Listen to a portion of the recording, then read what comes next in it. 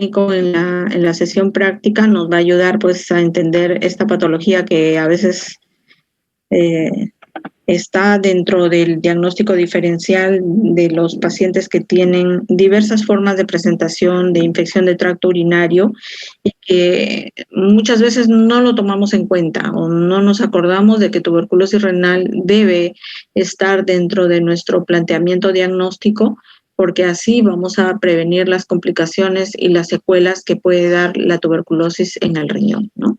Entonces, ahora vamos a revisar pues la epidemiología, la etiología de la tuberculosis renal, ver cómo es que el riñón se compromete con esta infección, manifestaciones clínicas, cómo hacer el diagnóstico, qué complicaciones tiene, el tratamiento y la prevención, ¿no? Entonces, 1/3 de la población mundial es portadora de tuberculosis y 90% de los casos se van a presentar en países en desarrollo como en el nuestro. En nuestro país tenemos pues 216 casos de tuberculosis por cada 100.000 habitantes, ¿no? Esos son datos de las últimas estadísticas, y el 12% de todas estas formas de tuberculosis se debe pues a la tuberculosis urogenital. El 4 a 8% de los pacientes con tuberculosis pulmonar pueden presentar pues tuberculosis renal después de 8 a 10 años del antecedente de la tuberculosis pulmonar, ¿no? Esta tuberculosis renal puede tener una forma que es la más frecuente, que sea la unilateral. Se afectó el riñón derecho, se afectó el riñón izquierdo. Sin embargo, pues tenemos un 25% de casos que pueden ser bilaterales, ¿no? Entonces, en la práctica, a veces no exactamente vamos a encontrar estos datos epidemiológicos tal cual están descritos. Muchas veces vamos a encontrar pacientes que tienen afectación bilateral, ¿no? El SIDA o el VIH pues ha incrementado su incidencia y se encuentra pues ahora como un factor de riesgo muy importante para tener tuberculosis renal, el antecedente pues de un paciente VIH positivo, ¿no? La incidencia va a ser mayor en población joven o en adulta media, y también hay un ratio hombre-mujer, que acá también los hombres también tienen una mayor predisposición a presentar tuberculosis renal comparado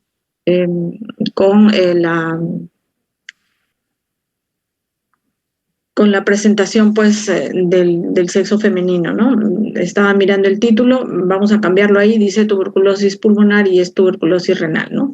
Es rara en niños, ¿no?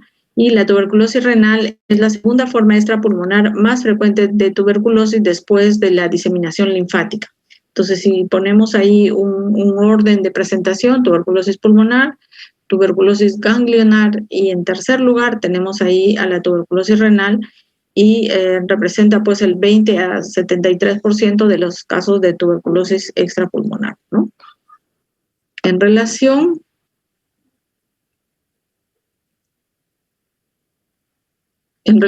a la etiología, vamos a encontrar pues que principalmente la tuberculosis renal obedece pues hacia la invasión de micobacterias como Mycobacterium tuberculosis. Sin embargo, hay otro tipo de micobacterias como Bovis, Microti o Africanum que también pueden provocar la tuberculosis renal, ¿no? Puede manifestarse durante la primera infección pulmonar, como les decía ayer, que eso es muy raro, que en la primoinfección tuberculosa haya una diseminación hematógena o linfática y vaya y se asiente pues en los riñones, ¿no? Pero es más frecuente como una reactivación tardía, ¿no? Acá dice 30 años después, sin embargo puede ser de algunos años nada más, porque 30 años es un periodo grande, ¿no? La diseminación, como habíamos dicho, puede ser hematógena, puede ser como metástasis a partir de un foco primario, puede ser por contigüidad, diseminación linfática, incluso existen informes acerca de transmisión sexual, como habíamos dicho, ¿no? Entonces, en relación a la fisiopatología, pues vamos a tener que la afectación pulmonar de estos de estas micobacterias van a invadir pues hacia los macrófagos, hacia el componente linfático, pueden provocar erosión de vasos y asentar pues en la circulación y pueden tener pues predilección por el riñón, por el epidídimo, la trompa, la médula ósea o irse hacia el sistema nervioso central. Entonces, esta diseminación por la vía hematógena puede llegar a nivel renal teniendo pues predilección por la región medular, pero también puede llegar hacia la zona de la corteza, ¿no? Y lo que va a formar son granulomas, ¿no? Estos granulomas pueden ser autolimitados, el paciente no tiene mayor manifestación y luego se caseifican, se calcifican y el problema como que terminó ahí, ¿no? Pero el paciente puede estar asintomático o puede tener algunas anormalidades. Acá, como vamos a ver, el cuadro clínico es muy variable y luego vamos a tener diversas formas de presentación clínica que va a tener el paciente con tuberculosis renal, ¿no? Entonces, el paciente puede tener, pues, si afecta el sistema colector, va a aparecer con signos de pielonefritis o de pionefrosis, ¿no? También puede tener dolor en la zona de los uréteres o en la zona de la vejiga y puede llegar, pues, a provocar una obstrucción de la vía urinaria con insuficiencia renal o llegar hacia una enfermedad renal terminal, ¿no? Entonces acá tienen detallada toda la, digamos, la secuencia de eventos hasta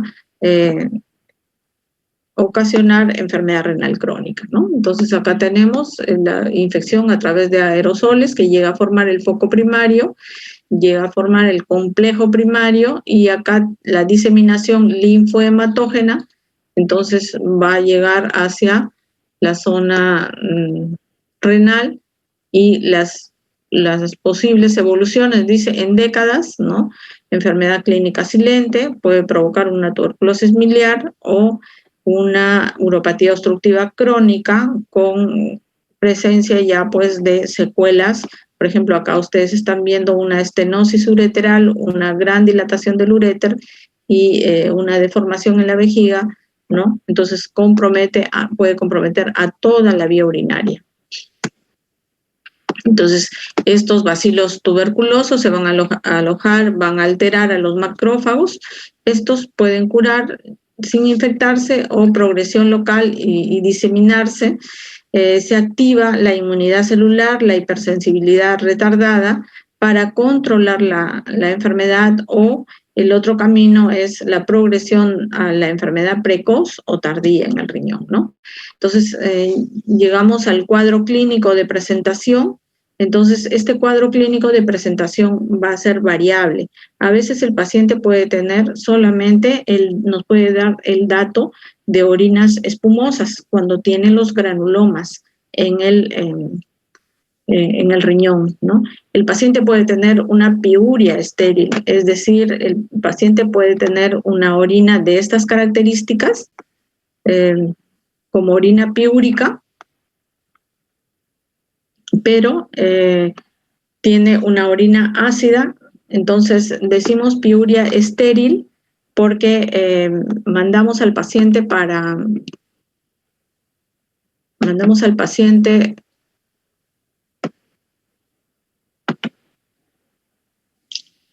acá estamos, ¿no? Entonces una piuria estéril, mandamos al paciente a que se realice un urocultivo y no vamos a encontrar bacterias, lógicamente. Entonces a eso se llama piuria estéril, porque el paciente sigue con síntomas urinarios que pueden ser bajos, como un síndrome miccional que no sana con los antibióticos usuales, y el paciente sigue con la misma sintomatología y luego hacemos el urocultivo y el urocultivo sale positivo, ¿no? Perdón, sale negativo. Entonces a eso se llama la tríada de Colombino, tener una orina ácida, piúrica, o sea, hay leucocituria y piuria, y es una orina aséptica, ¿no? No hay crecimiento de gérmenes bacterianos. Entonces hacemos el cultivo de orina para micobacteria y ahí vamos a aislar el agente etiológico, ¿no? También puede tener una forma de una hematuria aislada que puede ser macro o microscópica, como les decía, un síndrome miccional crónico recurrente, un cuadro de uropatía obstructiva, ¿no? Puede haber cólico renal, puede haber retención de orina en la vejiga, entonces ahí nos obligamos a descartar tuberculosis renal. O aparecer el paciente ya con las secuelas, o sea, el paciente viene con edemas, generalizado, puede venir con anemia, ¿no? Entonces la causa de la enfermedad renal es la tuberculosis renal. Solo un 30% con baja de peso, diaforesis, como se presentan en los pacientes con tuberculosis pulmonar, ¿no? Entonces, acá en el cuadro clínico vamos a tener desde la proteinuria, o sea, orina espumosa, un verdadero cuadro de un síndrome nefrótico. En una forma de presentación crónica, también el paciente puede hacer una amiloidosis renal, ¿no? Hematuria o síndrome nefrítico, ¿no? Cistitis crónica, ¿no? El paciente siempre se queja de disuria completa, polaquiuria, hematuria macroscópica con dolor en el flanco, cólicos renales. Recuerden que la tuberculosis renal puede ocasionar la formación de cálculos renales, entonces el paciente se puede presentar con un cólico nefrítico, el paciente puede tener una gran destrucción del parénquima renal con la formación de un absceso, y tener un cuadro de una pielonefritis crónica o de una epididimitis también, ¿no? Síntomas constitucionales que no son muy frecuentes, pero que sí puede el paciente tener, como baja de peso, sudoración nocturna, anorexia y otras manifestaciones como nefropatía perdedora de sal, o sea, con hiponatremia, poliurias, insuficiencia renal crónica, hipertensión arterial, superinfección con bacterias comunes o nefrolitiasis, ¿no? ¿Cuándo vamos a sospechar? Cuando tenemos el antecedente de TBC pulmonar, cuando hay síntomas urinarios que no mejoran con tratamientos antibióticos, ¿no? Entonces, el diagnóstico tenemos que hacerlo para poder aislar el Mycobacterium tuberculosis en cultivo de orina o mediante una biopsia de tejido que generalmente podría ser de tejido vesical, ¿no?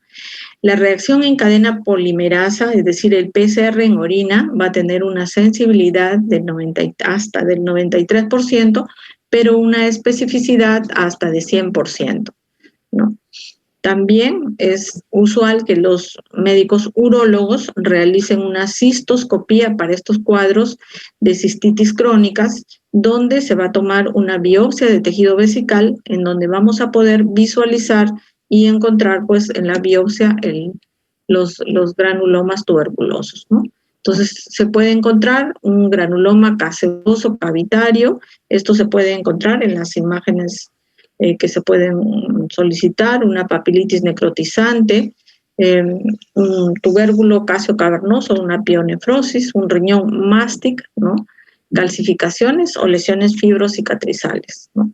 Entonces, cuando se asocia a la tuberculosis urogenital, es más frecuente en los varones, es mucho menos frecuente en el sexo femenino y se puede asociar, pues, a cuadros de orquitis, de epididimitis o prostatitis tuberculosa, ¿no? Y la diseminación es por vía canalicular.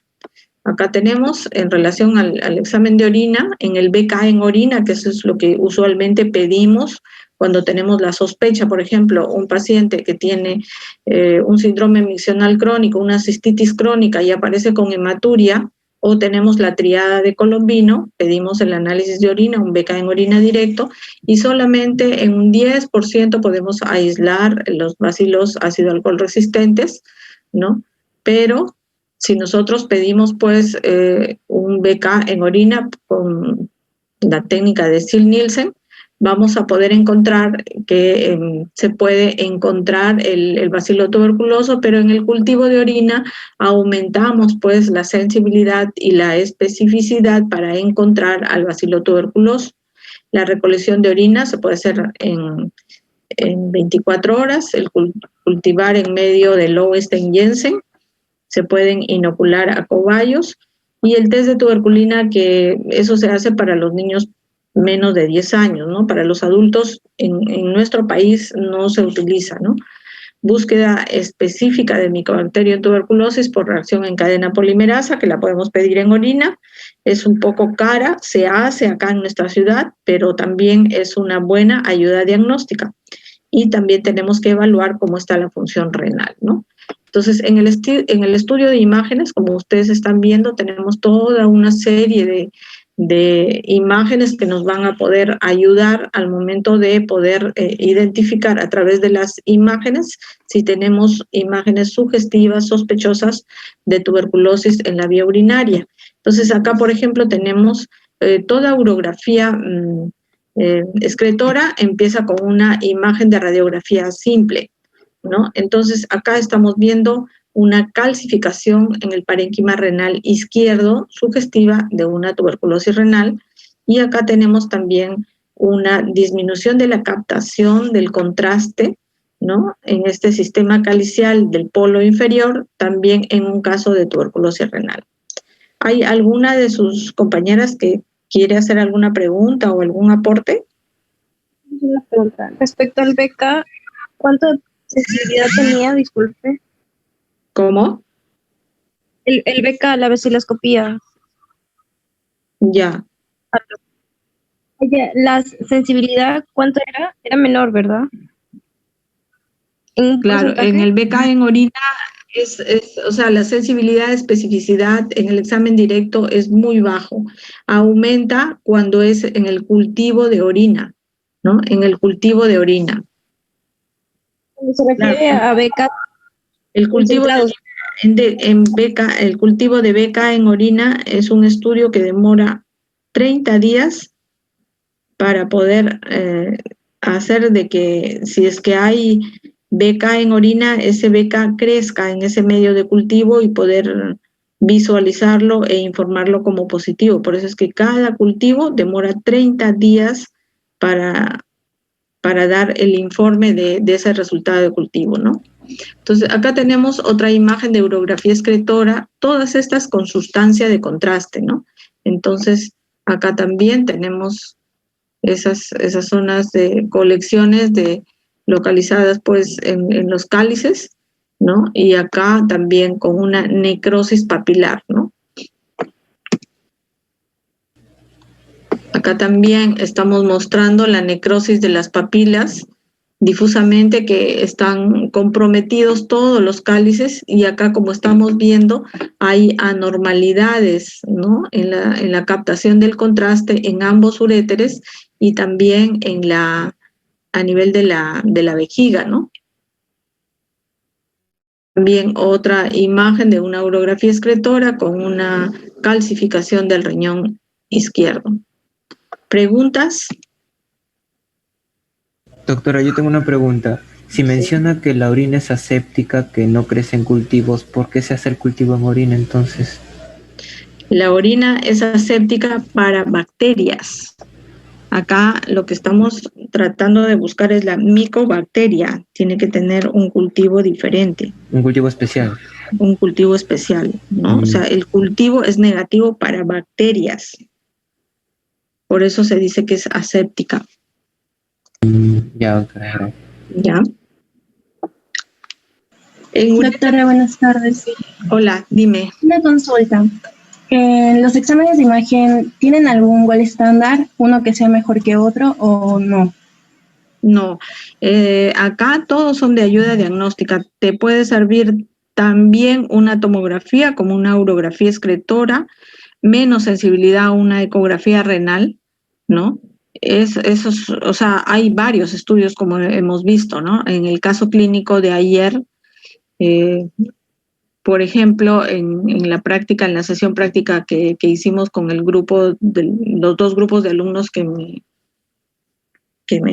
tocaron, hemos presentado también un caso clínico de una tuberculosis renal con un estudio de gammagrafía renal, ¿no? Entonces, hasta la gammagrafía renal nos va a servir para poder hacer el estudio diferencial de la función renal por separado, ¿no? Entonces, también es un estudio que nos puede ser útil. Ya, doctora, gracias. ¿Otra pregunta? Entonces, en conclusión, la prueba que, cuando sospechamos de una tuberculosis renal, la prueba que deberíamos solicitar sería un BK en orina o el cultivo, o una prueba de A imagen ver, si mejor queremos hacer, si queremos hacer un esquema para que nos quede claro, si tenemos la sospecha diagnóstica de una tuberculosis renal, ¿qué debo hacer en órdenes de laboratorio? Primero, BK en orina, ¿no? Hay algunos laboratorios que te reciben hasta 3 muestras, ¿no? Puede ser el día lunes, el día martes y el día miércoles. Un examen directo de BK en orina. Segundo, cultivo de BK en orina. Entonces haces otra orden para cultivo de BK en orina. Pido una radiografía pulmonar de base para ver si encuentro, hay un complejo primario, si encuentro algún indicio de tuberculosis pulmonar y evalúo la función renal. Si veo que tiene una función renal de más de 90 mililitros por minuto, ya puedo pedir mi urografía excretora y puedo pedir mi tomografía con contraste, ¿no? Entonces, esos estudios de imágenes me van a ayudar a definir si encuentro imágenes sospechosas de tuberculosis, y el aislamiento del Mycobacterium tuberculosis se va a reservar todavía hasta los 30 días donde vamos a tener el cultivo. ¿Quedó claro? Doctora, ¿y si es una emergencia diagnosticarlo, pero las técnicas diagnósticas demoran, qué podría hacer? Hacemos una junta médica, como muchas veces lo hemos hecho, y le damos prueba de terapéutica. Le damos tratamiento antituberculoso.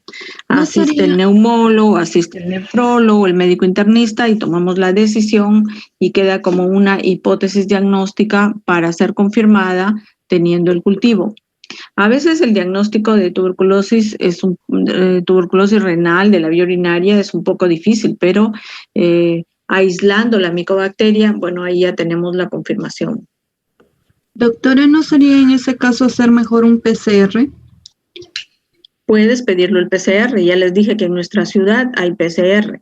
El PCR tiene alta sensibilidad, alta especificidad, casi del 100%, y si el hospital, por ejemplo, el hospital regional tenía PCR para tuberculosis, hicimos tantos que se acabó.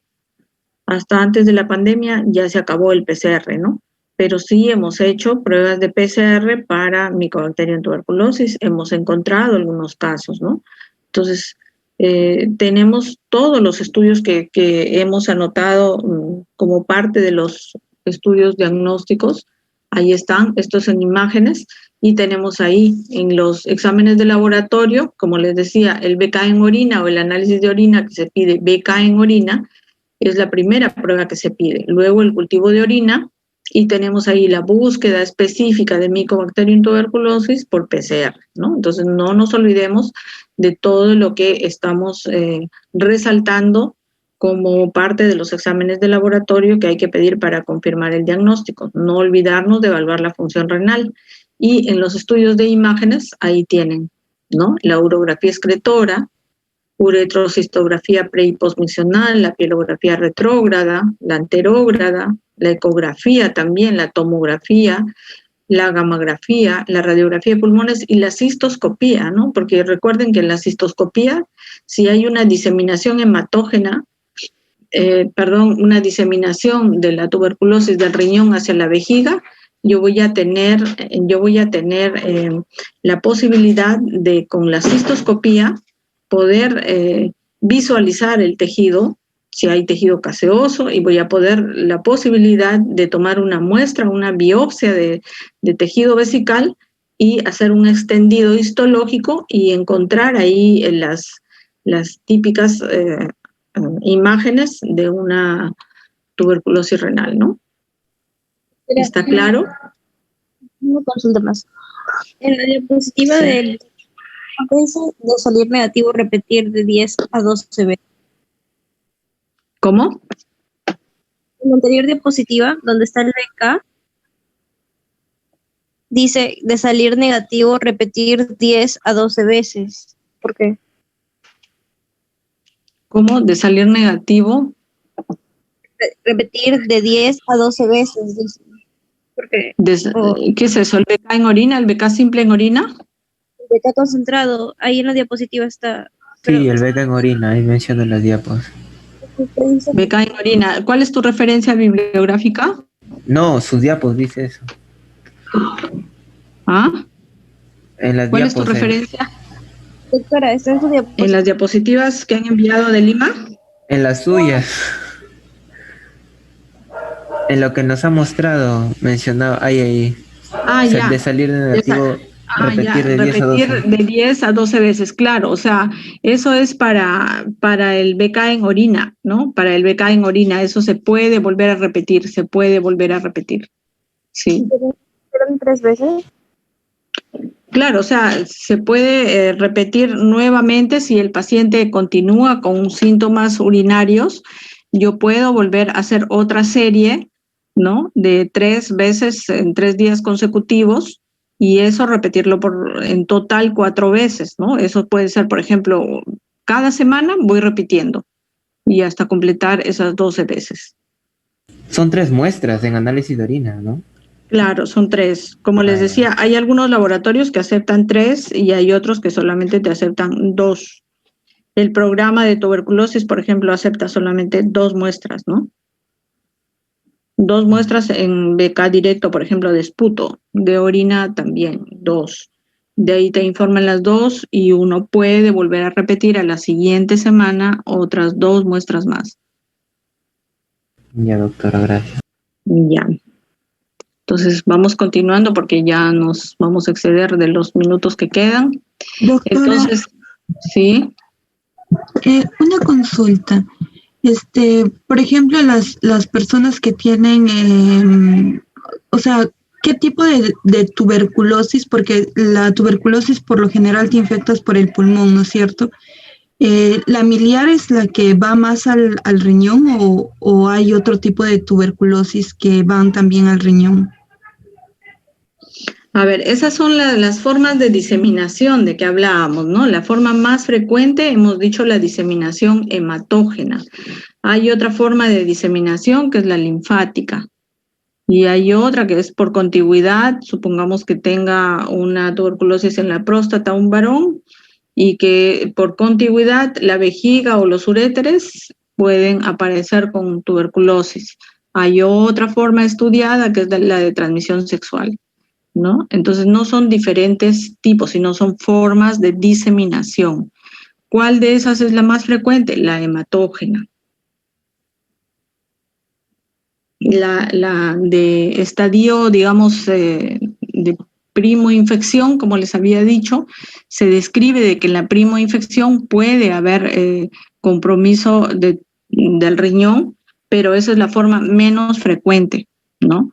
La forma más frecuente es la tardía, ¿no? Cuando hay una reactivación de la tuberculosis a nivel pulmonar, por ejemplo, o puede ser en 10 años, en la diapositiva que yo mostré, decía hasta 30 años, después de 30 años de que tuvo tuberculosis pulmonar, puede tener tuberculosis renal.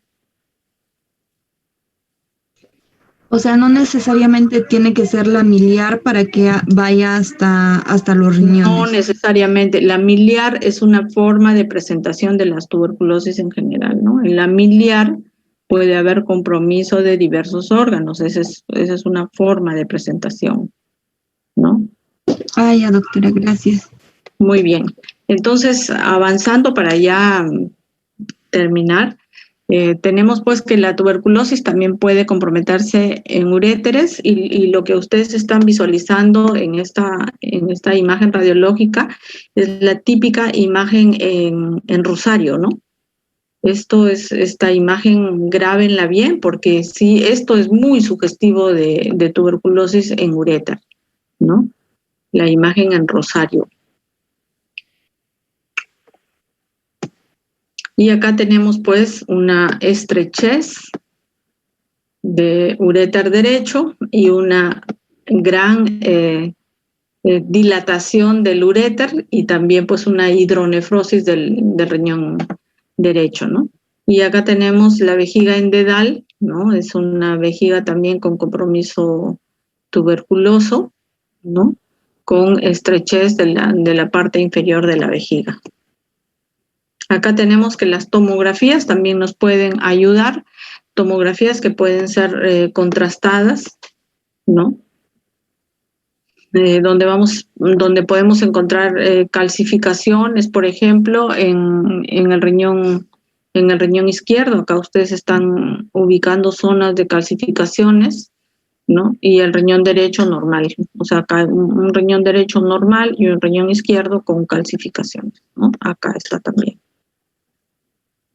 Acá está, ¿no? Acá tenemos un riñón hidronefrótico, por ejemplo, con un sistema pielocalicial dilatado, y el riñón derecho que está excluido, y ya tenemos un compromiso de enfermedad renal crónica. Cuando se hace pues las nefrectomías con diversas indicaciones de extracción del riñón debido a la tuberculosis, vamos a encontrar pues un riñón de aspecto hidronefrótico. Así está la pieza operatoria, como sale, ¿no? O sea, un riñón dilatado, deforme, con lóbulos, pérdida del parénquima, de la cortical, y acá tenemos calcificaciones, zonas caseosas en este corte del riñón, ¿no? Y acá tenemos, cuando ya va hacia la histopatología, vamos a tener la identificación con la tinción de Ziehl-Neelsen, abundantes bacilos ácido alcohol resistentes. Acá estamos identificando ya el Mycobacterium tuberculosis, a las células gigantes tipo Langhans, ¿no? A los infiltrados inflamatorios, y acá pues a la atrofia glomerular, atrofia tubular y fibrosis intersticial, ¿no? Entonces, todos estos cambios histopatológicos aparecen en la histología de la tuberculosis renal, ¿no? Finalmente, llegamos al tratamiento. Entonces, como decíamos ayer también, el tratamiento de la tuberculosis renal es médico y también puede ser quirúrgico. En los tratamientos farmacológicos hay diversas formas de tratamiento, ¿no? Generalmente puede haber una forma de tratamiento de 2 meses intensivo con terapia cuádruple de drogas antituberculosas de todos los días, seguido de 4 meses con un tratamiento que es 2 veces por semana, que es la fase de mantenimiento. Sin embargo, hay esquemas actuales de tratamiento antituberculoso donde el tratamiento se puede ampliar de 6 a 9 meses, ¿no? Entonces acá tenemos, por ejemplo, pautas de 6 meses con 4 fármacos y de 9 meses con 3 fármacos, ¿no? Entonces tenemos acá las dosis por kilo de peso de los medicamentos o principales drogas antituberculosas, tanto en adultos y niños con más de 20 kilos de peso, en las dosis por kilo de peso, ¿no? Y para niños menores de 20 kilos también, ¿no? Entonces tenemos las 2 pautas de tratamiento, una pauta de 6 meses con piracinamida, etambutol, isoniazida y rifampicina, donde terapia intensiva de 2 meses, la clásica, y de ahí solamente se quedan con isoniazida y rifampicina para una terapia de 2 veces por semana durante 4 meses. Y la terapia de 9 meses, donde se utilizan 3 drogas, etambutol, isoniazida y rifampicina, y 7 meses solamente con isoniazida y rifampicina, ¿no? Entonces, hay que tener algunas precisiones en relación al tratamiento, sabiendo de que esta entidad va a afectar a los riñones y puede provocar diversos grados de enfermedad renal crónica. Entonces, hay 2 medicamentos que tienen una vía de eliminación renal, como son el etambutol y la streptomicina, que se utilizan en los esquemas de tratamiento. Entonces, este etambutol tiene que reajustarse de acuerdo a la tasa de filtrado glomerular, ¿no? Entonces, acá, por ejemplo, el reajuste se hace 3 veces por semana, cuando la depuración todavía se mantiene entre 50 y 100, pero si la tasa de filtrado glomerular ha disminuido a 30, 50 mililitros por minuto, se administra a 2 veces por semana. Si los pacientes están en un estadio 5, entonces se prefiere utilizar medicamentos que se excretan por vía biliar, como por ejemplo la rifampicina, isoniazida, piracinamida y etionamida, ¿no? Las complicaciones que tiene esta enfermedad, pues puede ocasionar pielonefritis, tuberculosas que son crónicas, que pueden provocar pionefrosis, pueden provocar episodios agudos de insuficiencia renal o evolucionar hacia la cronicidad con cuadros de uropatías obstructivas en donde se destruye el parénquima renal y el paciente llega pues a la pérdida total de la función renal e ingreso a terapias de sustitución renal como hemodiálisis, ¿no? O el paciente puede fallecer si es que el compromiso es severo, ¿no? Cuadros de uropatía obstructiva por compromiso, por ejemplo, a nivel de uréteres, de vejiga, pueden haber cálculos o cistitis crónica o fibrosis a nivel vesical, ¿no?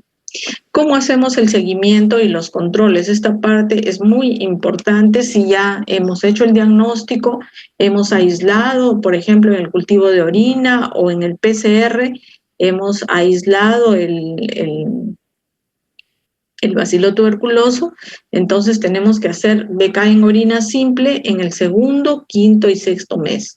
Si tengo disponibilidad de hacer cultivo de orina, haré un cultivo de orina en el segundo, en el quinto, en el sexto mes, cuando el tratamiento pues es de una pauta de 6 meses. Pero si es de una pauta de 9 meses, lo tenemos que hacer hasta el 9º mes, el cultivo. El cultivo seriado de BK en orina al término de tratamiento, ¿no? El control radiológico puede ser a través de, por ejemplo, una ecografía renal, una tomografía en el tercero, en el sexto y en el 9º mes de tratamiento.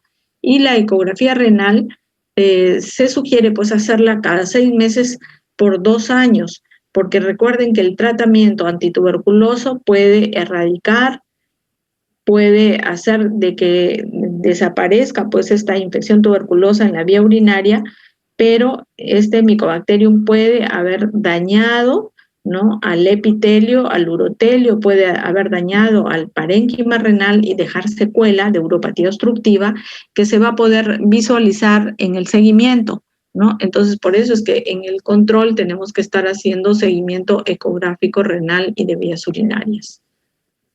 Muy bien. Ahí hemos terminado. Si tuvieran alguna pregunta. Doctora, una pregunta. Si mencionaba que en los pacientes que tal vez tengan una afectación renal y que el etambutol se tiene que modificar, mencionó que creo que a unas cuantas semanas, entonces el tratamiento de 6 meses o 9 meses, netamente solo el etambutol se cambia para unas cuantas semanas, pero las otras siguen sus dosis para 2 meses y 7 meses o 2 meses y 4 meses. Si yo tengo a un paciente al cual ya le encuentro una tasa de filtración glomerular alterada, supongamos que hagas la evaluación de la función renal de tu paciente y le encuentres una tasa de filtrado glomerular en 40 mililitros por minuto y no mejora y sigue con esa tasa de filtrado glomerular, entonces tú puedes hacer lo siguiente, puedes seguir prescribiendo etambutol, pero tiene que tener un reajuste de dosis, ¿no? Entonces lo que podemos hacer es espaciar el tratamiento con el etambutol, que es una forma de reajuste, ¿no? Por alargamiento de intervalo de la dosis, así se llama esa forma de reajuste. Hay otras formas que es por disminución de la dosis, ¿no? Pero en esta forma hemos escogido el alargamiento de la dosis, ¿no? Entonces ya no le voy a dar con una pauta de etambutol diaria, por ejemplo, sino yo le voy a dar solamente 2 veces por semana el etambutol. Pero los otros fármacos no afectarían su... Los otros fármacos no se afecta la indicación, se indica a la dosis que está ahí descrita, ¿no? No se afecta. Por más que el paciente tenga un estadio severo de enfermedad renal, igual, ¿no? Igual, o si está en diálisis también, el paciente igual sigue recibiendo sus fármacos antituberculosos. Ya, doctora. Gracias.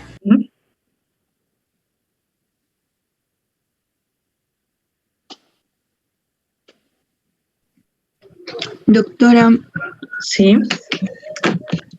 Por ejemplo, para yo sospechar de que tiene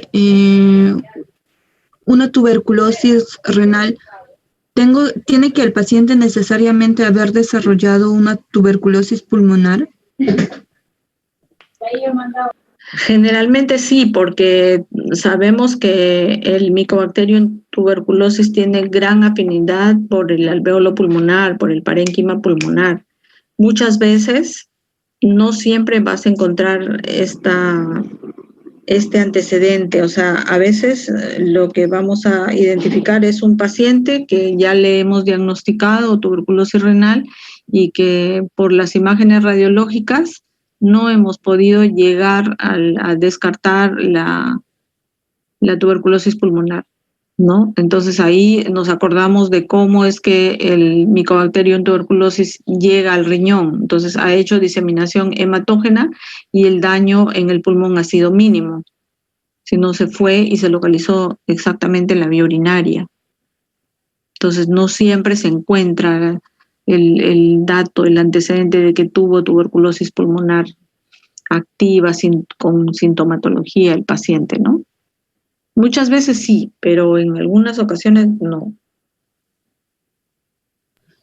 Porque, o sea, a mí no me queda tan claro cómo yo voy a empezar a sospechar de una tuberculosis así nomás porque, o sea, tiene que presentar los síntomas característicos y ya pienso en una tuberculosis, o es de que de forma así casual de que yo diagnostico la tuberculosis.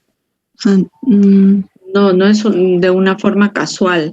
El cuadro clínico lo hemos puesto bien claro, ¿no? El cuadro clínico es variable. No hay un cuadro clínico como si hacemos un comparativo con síndrome nefrótico, donde debes cumplir tus criterios diagnósticos. Acá la clínica es un poco más amplia, es variada. Entonces está el juicio clínico, está que dentro de tu diagnóstico diferencial siempre lo tengas presente. Por ejemplo, una pielonefritis. Le das tratamiento antibiótico y tú ves que el paciente sigue con dolor renal. No mejora. Le haces una ecografía y le encuentras una imagen, supongamos, como si fuera una imagen tumoral, le pides la tomografía y le encuentras zonas de calcificaciones, zonas de diferente captación de contraste. Entonces yo en ese caso ya estaría dentro de mi diagnóstico diferencial, podría ser un cáncer renal, puede ser una tuberculosis renal, ¿no? Entonces voy pidiendo todos los estudios de orina, de imágenes, hasta poder llegar al diagnóstico. A veces el diagnóstico de tuberculosis renal es un poco difícil.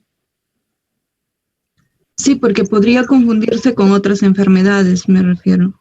O sea, exacto, ¿no? O de repente vas a tener solamente el cuadro clínico de un síndrome miccional crónico recurrente que no mejora con tratamiento antibiótico, por ejemplo, ¿no? Entonces, esa es otra forma de presentación. Una tercera forma, cólicos renales recurrentes, cálculos en la vía urinaria provocados por las calcificaciones seculares de la tuberculosis renal. Tercera forma. Cuarta forma, una hematuria. El paciente viene y dice, tengo hematuria, desaparece y otra vez vuelve a aparecer. Otra forma, que venga con una piuria, tú identificas si la orina está como cargada, así como pus.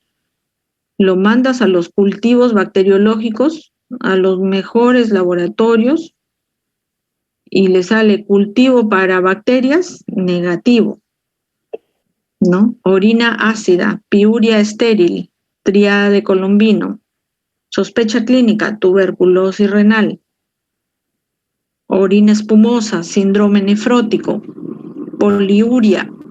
Entonces, estamos viendo que las formas de presentación clínica son variables y que depende del juicio clínico del médico para plantear dentro del diagnóstico diferencial tuberculosis renal o de la vía urinaria.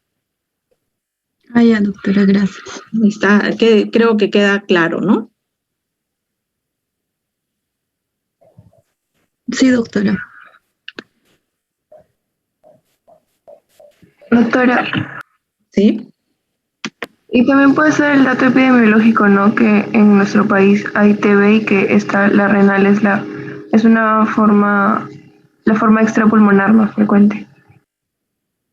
Claro, eso es digamos, la otra parte, que no hay que descuidar los datos epidemiológicos.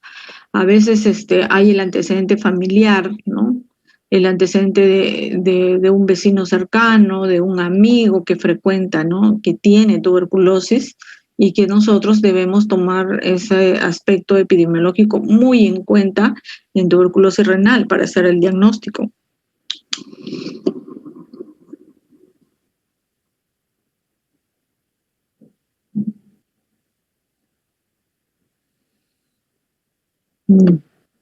Bueno, finalmente yo en la práctica